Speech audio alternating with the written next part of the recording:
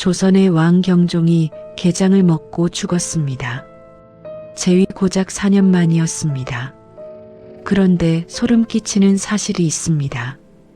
그 게장을 올린 사람이 다음 왕위를 노리던 친동생이었다는 겁니다.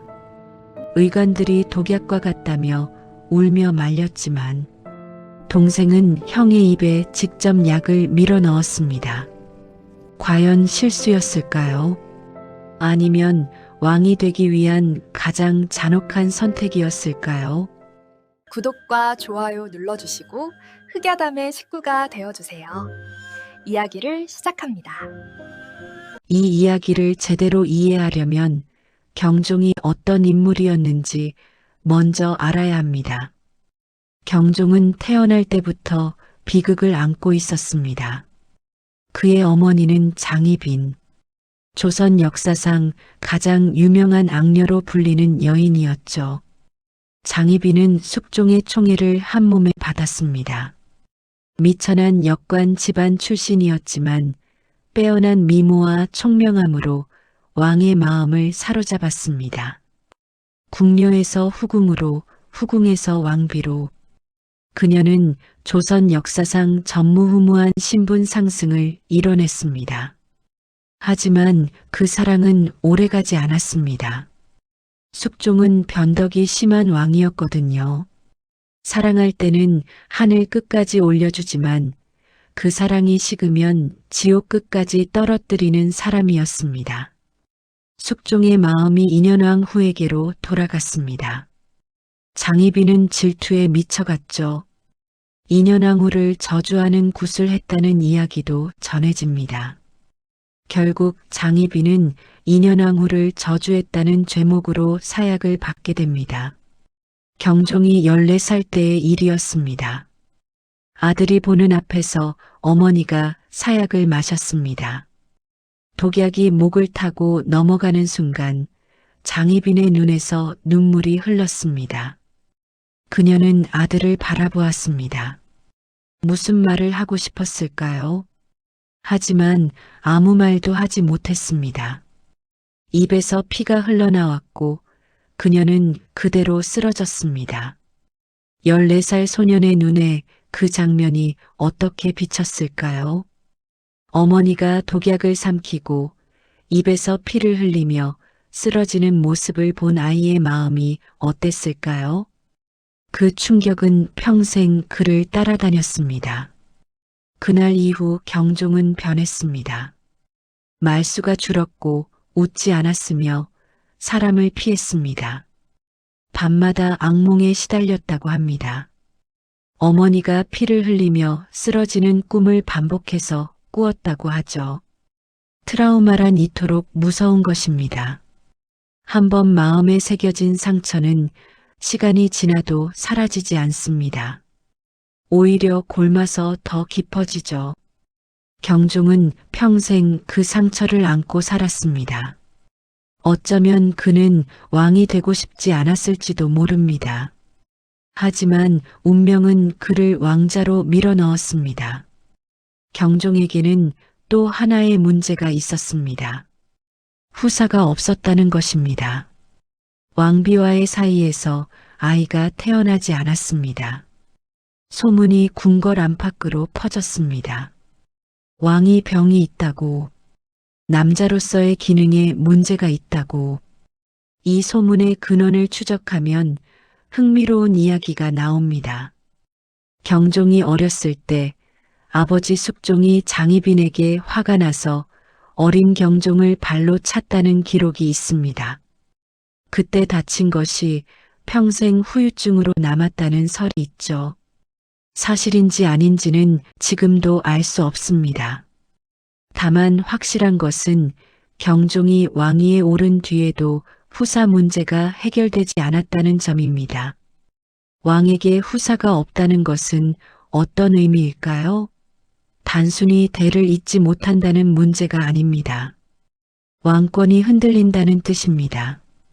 다음 왕이 정해지지 않으면 신하들이 각자 다른 후계자를 밀면서 당쟁이 격화되죠. 신하들이 압박하기 시작했습니다. 다음 왕을 정해야 한다고. 그래서 세제가 책봉됩니다. 왕의 이복 동생 연인군이었습니다. 숙종의 아들이었지만 어머니가 달랐습니다. 연인군의 어머니는 무술이 출신 숙빈 최씨였죠. 무술이 궁궐에서 청소하고 빨래하는 가장 낮은 신분의 여인입니다. 그런 여인의 아들이 왕위 계승자가 된 겁니다. 형은 왕이 되었고 동생은 왕위 계승자가 되었습니다. 피는 같았습니다. 하지만 운명은 전혀 달랐습니다.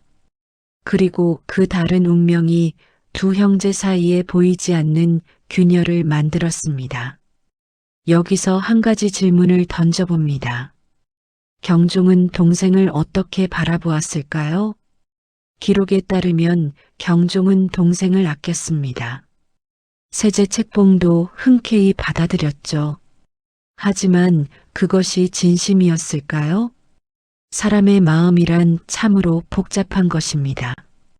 겉으로는 형제애를 보이면서도 속으로는 전혀 다른 감정이 소용돌이칠 수 있거든요.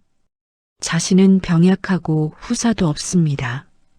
밤마다 악몽에 시달리고 어머니가 죽는 장면이 머릿속에서 떠나지 않습니다.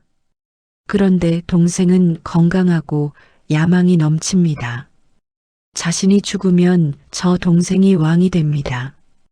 어머니를 죽음으로 몰아넣은 아버지의 또 다른 아들이 왕좌에 앉게 되는 거죠. 경종의 마음 한구석에 불안과 질투가 전혀 없었다고 단언할 수 있을까요? 인간은 누구나 어두운 면을 가지고 있습니다. 성인군자라 불리는 사람도 마음 깊은 곳에는 질투와 시기가 있죠. 경종도 인간이었습니다. 완벽한 형이 아니었을 겁니다. 그렇다면 연인군은 어땠을까요? 그는 야망이 있었습니다. 그것도 숨기지 않았습니다. 세제로 책봉된 뒤 그의 주변에는 노론이 구름처럼 몰려들었습니다. 노론은 연인군을 밀었습니다. 경종을 밀어내고 연인군을 왕으로 세우려 했죠. 연인군은 이것을 말리지 않았습니다. 오히려 즐기는 것처럼 보였습니다. 권력의 맛을 알아버린 거죠. 1721년 노론은 경종에게 청합니다. 왕이 병약하시니 세제에게 대리청정을 맡기시라고. 대리청정? 왕이 살아있는데 세제가 나라를 다스린다는 뜻입니다. 사실상 왕위를 넘기라는 말이나 다름없었죠. 이것은 엄청난 모욕이었습니다. 왕이 무능하니 물러나라는 뜻이니까요. 경종은 어떤 기분이었을까요? 형으로서 동생을 믿고 싶었을 겁니다. 하지만 신하들이 대놓고 자신을 밀어내려 합니다. 그 뒤에 동생이 있습니다. 동생이 이것을 모를 리 없습니다. 알면서도 막지 않은 겁니다. 배신감이 들지 않았을까요? 분노가 치밀어 오르지 않았을까요? 왕이라는 자리는 외로운 자리입니다. 믿을 사람이 없습니다. 형제도 믿을 수 없습니다. 아니, 형제이기 때문에 더더욱 믿을 수 없는 것이죠. 권력 앞에서 피는 아무런 의미가 없습니다. 이것이 권력의 본질입니다. 대리청정 요청은 소론의 반격으로 무산됩니다. 소론은 경종을 지지하는 세력이었죠. 이것은 역모입니다. 왕이 살아계신데 대리청정이 웬 말입니까? 소론이 들고 일어났습니다. 노론의 대리청정 요청은 왕을 능멸하는 역모라고 규탄했습니다. 노론이 몰락했습니다. 신임사화가 일어났습니다. 노론의 핵심 인물들이 죽거나 유배를 떠났습니다. 피바람이 불었습니다. 연인군도 위기에 처했습니다. 역모의 배후로 지목될 뻔했죠. 소론 강경파들은 연인군도 처벌해야 한다고 주장했습니다. 하지만 경종이 동생을 보호합니다. 세제는 죄가 없다. 경종은 그렇게 말했습니다. 동생의 목숨을 살려준 것이죠. 왜 그랬을까요? 정말 형제 때문이었을까요? 아니면 동생을 죽였을 때 자신에게 돌아올 후폭풍이 두려웠던 걸까요? 진심은 알 수 없습니다. 역사는 행동만 기록할 뿐 그 속에 담긴 마음까지는 기록하지 않으니까요. 1724년 8월 운명의 그날이 밝았습니다. 경종이 갑자기 알아눕습니다. 며칠 전부터 몸이 좋지 않았죠. 식욕이 없고 기운이 없고 자꾸만 누워있고 싶었습니다. 그런데 그날 깨장이 올라왔습니다. 왕이 좋아하는 음식이라며. 여기서 의문이 생깁니다. 왜 병든 왕에게 게장을 올렸을까요? 게장은 날 것입니다. 소화가 잘 안 됩니다. 아픈 사람에게 줄 음식이 아니죠. 오히려 피해야 할 음식입니다. 더 의문스러운 건 게장을 올린 사람이 연인군이었다는 사실입니다. 왜 동생이 직접 음식을 올렸을까요? 형을 걱정해서였을까요? 아니면 다른 목적이 있었던 걸까요? 우연이라고 하기엔 너무 절묘합니다. 공교롭게도 병든 형에게 공교롭게도 소화가 안 되는 음식을 공교롭게도 왕위를 이을 동생이 올렸습니다. 3번의 공교로움. 이것을 우연이라고 부를 수 있을까요? 경종이 쓰러졌습니다. 의관들이 달려왔습니다. 치료가 시작됐죠. 그런데 또 이상한 일이 벌어집니다. 연인군이 직접 약을 가져온 겁니다.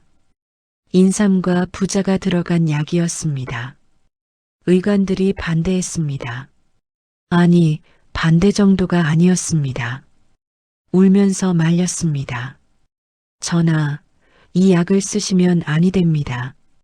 부자는 열을 내는 약재입니다.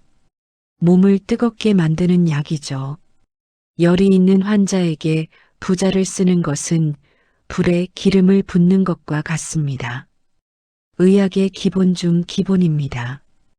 의관들은 무릎을 꿇고 호소했습니다. 눈물을 흘리며 말렸습니다. 이 약은 독약과 같습니다. 제발 이 약만은 쓰지 마십시오.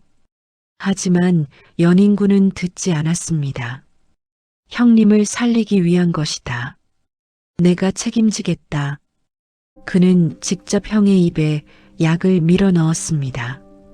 형의 입술을 벌리고 약을 넣고 삼키게 했습니다. 경종은 약을 먹었습니다. 그리고 죽었습니다. 형의 입에 직접 약을 밀어 넣은 동생. 이것이 형을 살리고자 하는 간절함이었을까요? 아니면 형을 죽이기 위한 가장 교묘한 방법이었을까요? 만약 독살이었다면 이보다 완벽한 방법이 있었을까요? 약은 독이 아닙니다. 그냥 약재일 뿐이죠. 인삼은 몸에 좋은 약재입니다. 부자도 한의학에서 널리 쓰이는 약재입니다. 다만 환자에게 맞지 않는 약재일 뿐입니다. 의관들이 말렸다는 기록이 남아 있습니다. 나중에 문제가 생기면 이렇게 말할 수 있습니다. 나는 형을 살리려고 한 것이다. 의관들이 반대한 줄은 몰랐다. 나는 의학을 모르는 사람이니까. 완벽한 알리바이입니다. 고의가 아니라 실수였다고 주장할 수 있죠. 무지에서 비롯된 실수라고. 형을 살리려는 마음이 너무 간절해서 저지른 실수라고. 누가 반박할 수 있겠습니까? 마음을 증명할 방법은 없으니까요. 물론 이것은 추측입니다. 증거는 없습니다. 다만 의문만이 300년 넘게 남아있을 뿐입니다. 연인군은 왕이 됩니다. 영조입니다. 영조는 조선 역사상 가장 오래 재위한 왕 중 하나입니다. 52년을 다스렸습니다. 탕평책을 펼쳐 당쟁을 줄이려 했고 백성을 위한 정치를 펼쳤습니다.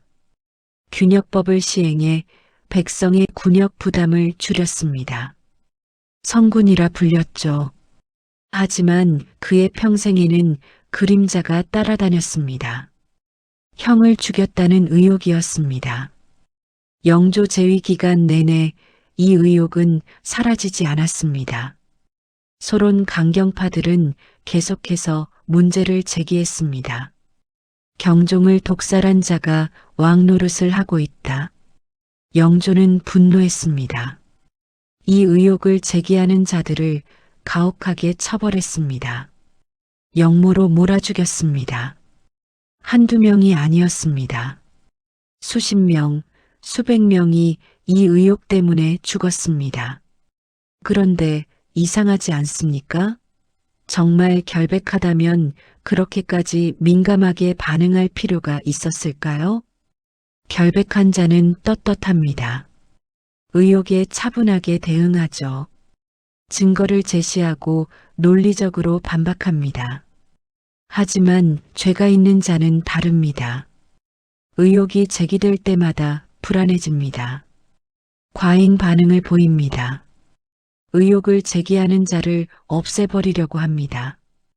영조의 반응은 과연 어느 쪽에 가까웠을까요? 영조에게는 아들이 있었습니다. 사도세자입니다. 영조는 이 아들을 유독 미워했습니다. 처음에는 아꼈습니다. 영특한 아들이었거든요. 하지만 시간이 지나면서 관계가 틀어졌습니다. 이유는 복잡합니다. 하지만 일부 역사가들은 이런 해석을 내놓습니다. 사도세자가 소론과 가까웠기 때문이라고. 소론은 경종 독살 의혹을 끊임없이 제기한 세력입니다. 영조에게 소론은 눈엣 가시 같은 존재였죠. 그런데 자신의 아들이 그 세력과 가깝다면 아들이 언젠가 아버지의 치부를 들춰낼 수 있는 세력과 손을 잡았다면 영조의 마음이 어땠을까요? 불안했을 겁니다. 두려웠을 겁니다. 내 아들이 나를 배신할 수도 있다는 두려움. 내 아들이 내 죄를 세상에 알릴 수도 있다는 공포. 아들을 볼 때마다 그 불안이 커졌을 겁니다. 사랑이 두려움으로, 두려움이 증오로 바뀌었을 겁니다. 결국 영조는 아들을 뒤주에 가두어 죽입니다.